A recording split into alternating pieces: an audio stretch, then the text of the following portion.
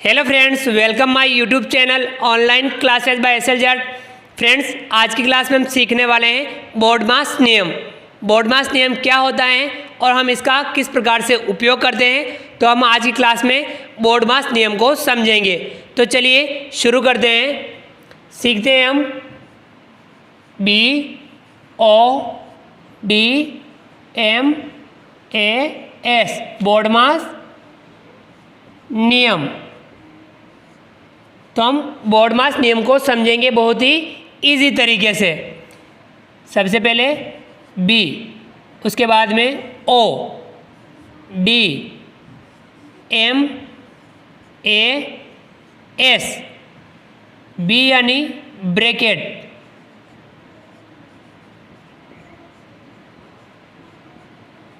O यानी of, D यानी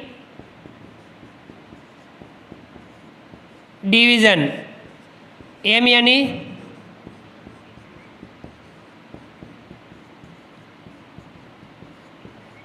multiplication, A यानी एडिशन, S यानी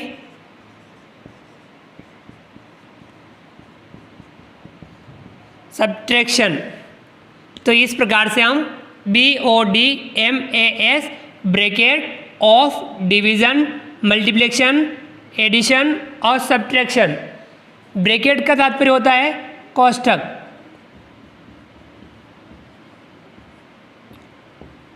ऑफ का तात्पर्य होता है का, डिवीज़न का तात्पर्य होता है भाग, मल्टीप्लिकेशन यानी गुणा, एडिशन यानी जोड़ और सब्ट्रैक्शन यानी घटाव। इस प्रकार से बड़ा कोष्ठक, मंझला कोष्ठक, छोटा कोष्ठक और रेखा बंधनी। तो ये इस प्रकार से कोष्ठक को हम सोल्व करते हैं।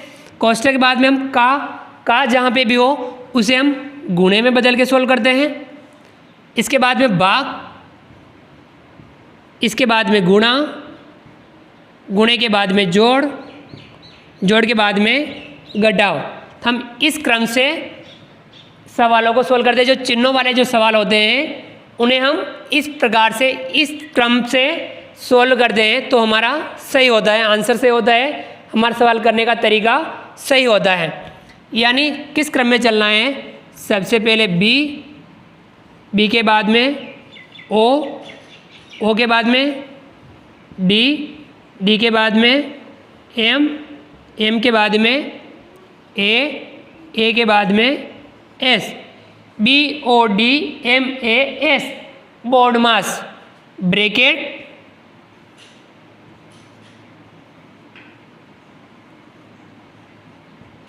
ब्रैकेट के बाद में का यानी गुणा,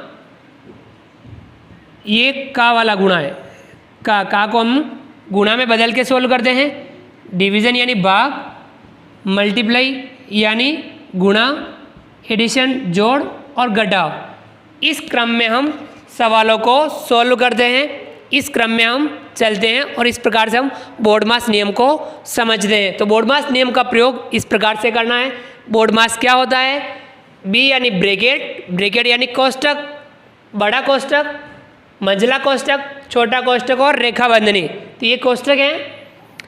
ओ यानी ऑफ यानी का जहाँ पे भी आए उसे हम गुणे में बदल के सोल्व करते हैं।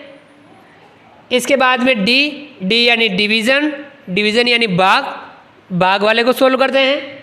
इसके बाद में एम मल्टीप्लिकेशन यानी गुणे का वाले सोल्व करते हैं।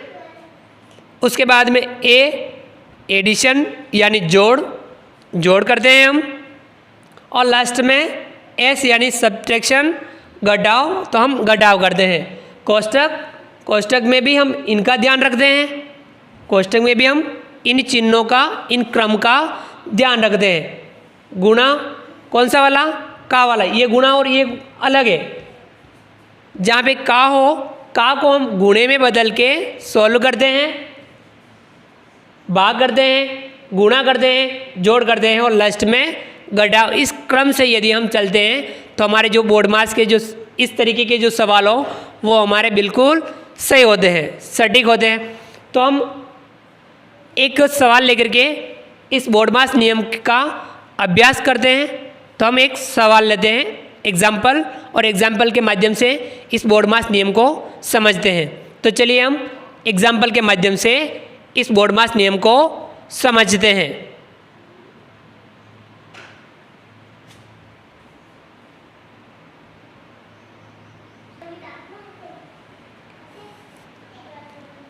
तो फ्रेंड्स देखिए, ये एक एग्जाम्पल है, इस एग्जाम्पल को हम समझते हैं।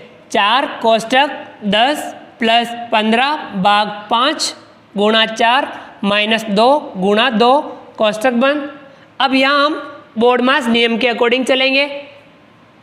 देखिए BODMAS, इस नियम के अकॉर्डिंग हम इस सवाल को सोल्व करेंगे।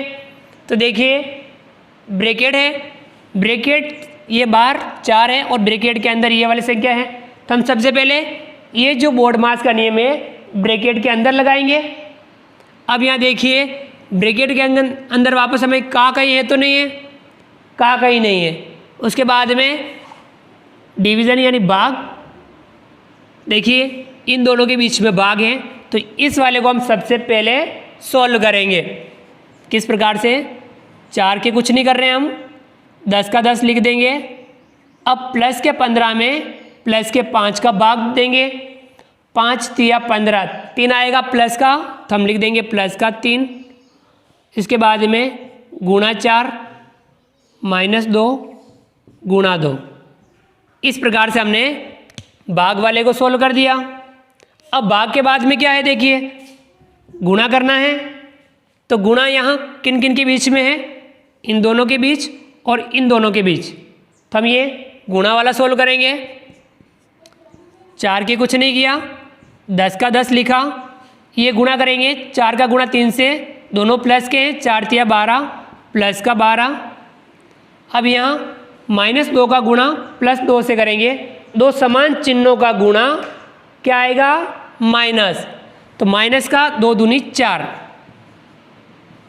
तो इस प्रकार से हमने गुणे वाले को सोल्व कर लिया। अब हम आगे क्या करना है? एडिशन यानी जोड़ वाले को हल करना है। जो समान चिन्ह होते हैं, धनात्मक संख्या धनात्मक में जुड़ जाएगी और ऋणात्मक संख्या ऋणात्मक में जुड़ जाएगी। तो हम आगे बढ़ते हैं। 4 के कुछ नहीं किया, प्लस का 10 प्लस का 12 माइनस का 4, तो ये दोनों प्लस की हैं। तो 10 प्लस 12 कितना हो जाएगा? दोनों को जोड़ लेंगे, 22 प्लस के और माइनस का 4। इसके बाद में हमें क्या करना है? सब्ट्रैक्शन यानी माइनस वाला। तो ये हमें माइनस करना है। 4 के कुछ नहीं किया, 22 प्लस का है, 4 माइनस का है, तो 22 में से हम 4 घटा देंगे। तो प्लस का कितना बचेगा? 18 प्लस का 18। अब यहाँ इस कोष्टक को हटाएंगे। 4 का गुणा 18 से हो जाएगा, 18 चौका 72, तो ये इसका आंसर आ जाएगा 72। तो इस सवाल को हमने बिल्कुल सही तरीके से बोर्ड मास के नियम को ध्यान में रखते हुए, बोर्ड मास नियम का पालन करते हुए इस सवाल को हमने सॉल्व किया और इसके हमने आंसर प्राप्त किए।